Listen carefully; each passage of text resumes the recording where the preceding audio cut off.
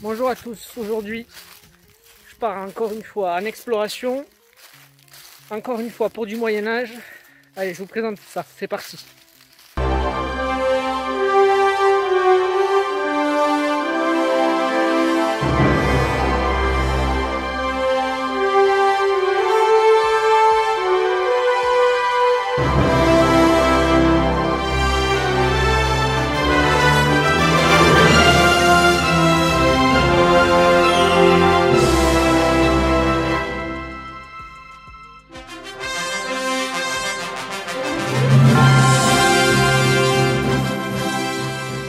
Alors aujourd'hui le but c'est de rechercher un site castral, un site fortifié du Moyen-Âge central, de l'époque féodale.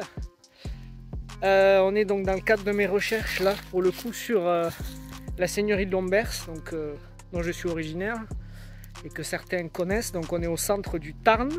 La seigneurie de Lombers était importante au Moyen-Âge, très importante, et elle contrôlait une région qui se situait entre le Doubs et Albi. Voilà, avec un château très puissant dont je vous ai parlé plusieurs fois et qu'un jour j'espère je vous montrerai plus en détail, même s'il ne reste rien. Aujourd'hui donc le but est de rechercher des sites qui peuvent être fortifiés, qui sont des sites bien situés généralement au-dessus de la vallée, qui contrôlent comme ça des points clés. Aujourd'hui donc j'y suis allé avec une méthode de pure prospection, qui est la méthode de la toponymie et de la topographie. Donc la toponymie c'est le nom des lieux. En l'occurrence là je suis sur un site qui s'appelle La Roque. Bon, la roque en occitan, la roche, le rocher, la prééminence rocheuse, etc. En général, pas tout le temps évidemment, mais en général, ça sent quand même un lieu qui a été à un moment donné ou à un autre fortifié, notamment au Moyen-Âge. Donc la toponymie est importante dans ce cas-là. Et puis la topographie, on est sur une crête calcaire qui avance sur la vallée de la Soue et donc qui en général peut être barrée, c'est-à-dire qu'il n'y a besoin que d'un fossé dans la largeur et se permet d'isoler comme ça une partie et donc de pouvoir être tranquille une fois fortifié. Donc là vous voyez on domine, hein, on a la vallée de la Soue là-bas, la crête qui s'avance comme ça tout en long, vous voyez qui n'est pas très large. Et puis la vallée ici, donc on va s'avancer. Donc vous voyez la crête fait environ une vingtaine de mètres de largeur, absolument plane. Donc là c'est intéressant pour fortifier, hein. Il suffit juste en fait de tracer un fossé comme ça en travers pour isoler la partie la plus facile à fortifier et qui est celle qui avance le plus sur la vallée. Bon là vous le voyez, pour le moment il n'y a pas grand chose.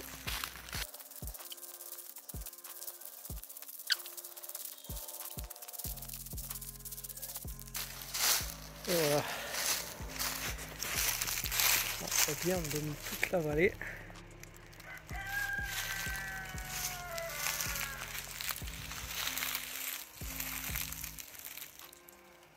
Bon, vous le voyez, là je suis au bout de la crête calcaire qui s'avance sur la vallée de la Soue qui est juste derrière moi.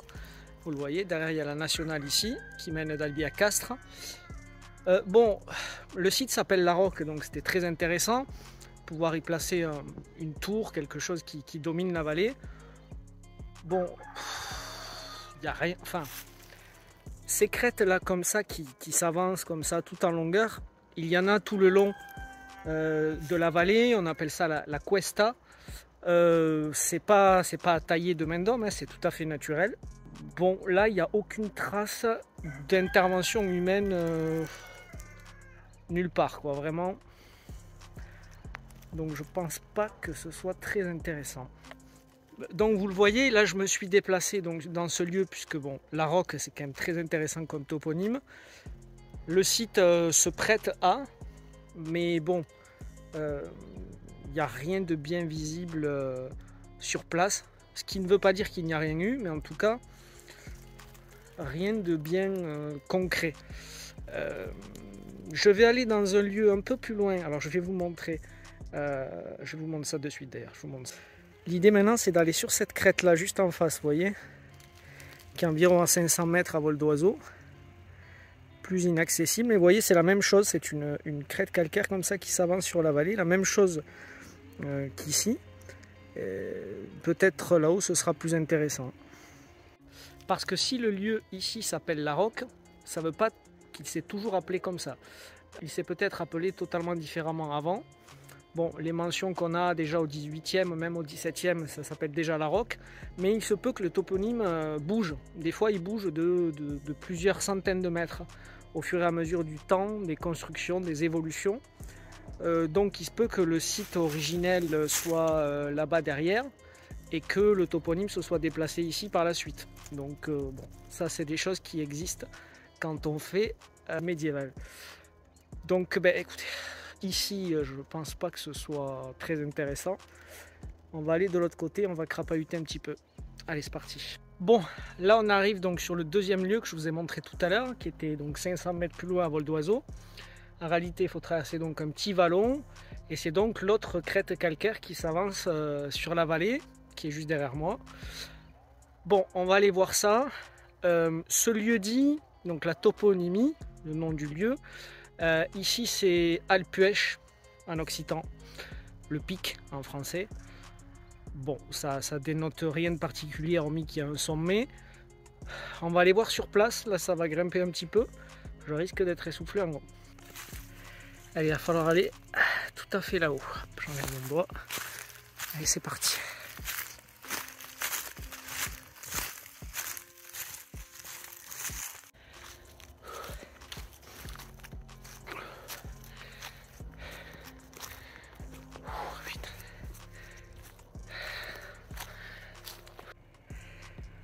Ouais, j'arrive au pied.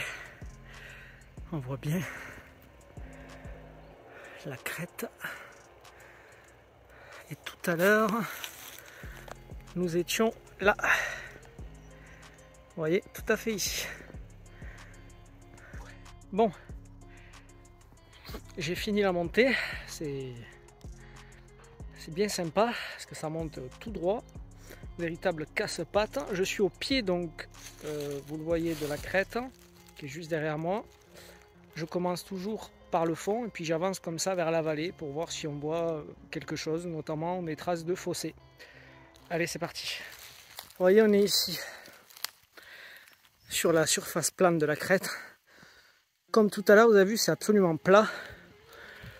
On domine toute la vallée, je vous montrerai au bout. Ici, c'est plus large, une quarantaine de mètres de largeur, et puis plus on s'avance, plus ça se réduit.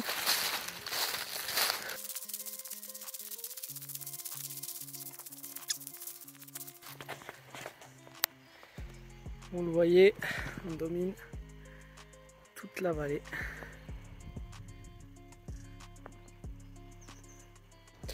Donc là, je suis au bout de la crête, vous voyez, je me tourne. On voit donc tout le plat ici qui va vers l'intérieur des terres. On a la roche qui affleure, hein, on le voit très bien ici. On le voit ici sur les bords. Là. Bon, vous voyez encore une fois, aucune trace de fossé en amont. Aucune trace de fossé sur les côtés. Vous voyez ici, il n'y a rien, hein, c'est juste la roche en fait qui se délite comme ça en petits morceaux et qui crée cette falaise. Mais rien de particulier si ce n'est un point de vue absolument remarquable. Vous le voyez tout à fait au fond, alors au bout de mon doigt, alors j'essaie la mise au point, mais vous voyez tout à fait au bout là, hop, là, ici. C'est l'emplacement du château de Lombers, vous voyez, sur le pic, hein, qui est une espèce de pyramide comme ça qui s'avance au milieu de la vallée, qui est un site absolument extraordinaire. Donc on est vraiment dans une position, là où je suis actuellement, vraiment formidable pour avoir accès comme ça au château. Donc ça peut être éventuellement ici un point relais, quelque chose, mais en tout état de cause, il n'y a rien de très palpable sur place. Alors encore une fois, je me répète, mais c'est pas parce qu'on voit rien aujourd'hui qu'il n'y avait rien à l'époque. Hein. Ce qu'on peut dire aujourd'hui, c'est qu'on a un lieu impressionnant, qui domine la vallée, mais il n'y a aucune trace d'une intervention humaine quelque part. J'ai fait un petit peu le tour, donc on n'a aucune trace de fossé, quel qu'il soit. Aucune trace de taille sur les roches, notamment en contrebas. Voilà, donc à l'état actuel de nos connaissances, sachant qu'ici donc le toponyme c'est Alpuech, le pic. Bon, vous voyez, ça se comprend de par la position, mais il n'y a rien de particulier sur ce site-là pour dire qu'il y a eu une fortification à un moment donné ou à un autre. Et le toponyme de la roque qu'on a vu là-bas, c'est la même chose. Peut-être qu'il y a eu quelque chose, mais en l'état actuel, on ne peut rien voir. Donc, pour aujourd'hui, c'est chou blanc. En réalité, c'est pas chou blanc, parce que l'absence de preuve n'est pas une preuve de l'absence. On ne peut pas affirmer qu'il y a eu quelque chose ici, pour le moment. Peut-être qu'un jour, on découvrira quelque chose, mais pour le moment, non. Alors après, vous le voyez, parfois, on peut trouver des choses comme ça. Vous voyez, ici, c'est une tuile canal qui est ici. Bon, ce n'est pas une preuve de quelque chose. Hein. Déjà, la tuile, elle est moderne. On le voit à la cuisson, à l'épaisseur. Voilà, notamment, elle a pu être amenée là. Et puis, il y a pu avoir une cabane ou autre. Un peu plus loin sur le plateau, il y a une petite cabane. Voilà. Donc, c'est pas parce qu'on trouve des choses qu'il y a eu forcément quelque chose il y a longtemps. Bon, voilà, aujourd'hui, j'ai rien trouvé de particulier. Mais ça fait aussi partie de la recherche archéologique en prospection, comme je le fais souvent. C'est qu'on se dirige vers des lieux qui nous semblent intéressants. Donc je vous l'ai dit, donc, soit par la toponymie, en l'occurrence ici c'était la roque, ou par la topographie, ce qui était aussi le cas ici. Donc les deux combinés, c'était quand même intéressant. Il n'y a rien de visible. Bon voilà, on pourra mettre dans le rapport qu'on n'a rien vu. Et peut-être que les archéologues du futur, eux, ils verront quelque chose, peut-être par d'autres méthodes ou d'autres analyses. Voilà, en l'état des connaissances, il n'y a rien du tout. Allez, je vous souhaite une bonne journée, même si sur Internet, il n'y a ni jour ni nuit. Et je vous dis à bientôt.